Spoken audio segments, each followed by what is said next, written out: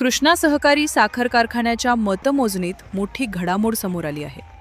पहिल्याच फेरीत जयवंतराव भोसले सहकार पॅनलने दमदार आघाडी घेतल्याचे चित्र दिसत आहे. उपलब्ध माहितीनुसार पॅनलचे उमेदवार सरासरी 7,500 मतांनी आघाडीवर आहेत. अधिकृत निकाल अद्याप जाहीर झालेला नसला तरी सुरुवातीचे कल भोसले पॅनलच्या बाजूने असल्याचे दिसत आहे.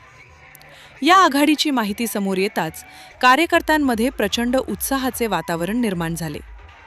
मतमोजणी केंद्राबाहेर समर्थकांनी गुलालाची उधळण करत जल्लोष केला. ढोल ताशांच्या गजरात आणि घोषणाबाजीने परिसर दणाणून गेला. कराड येथील वखार महामंडळाच्या गोदामात सकाळी 8 वाजल्यापासून मतमोजणी सुरू असून 76 टेबलावर 350 कर्मचारी मतमोजणीचे काम करत आहेत. अंतिम निकालाकडे आता सर्वांचे लक्ष लागले आहे. कृष्णा सहकारी साखर कारखान्याच्या निवडणुकीतील प्रत्येक ताजे अपडेट जाणून घेण्यासाठी आमच्या चॅनलसोबत जोडलेले रहा.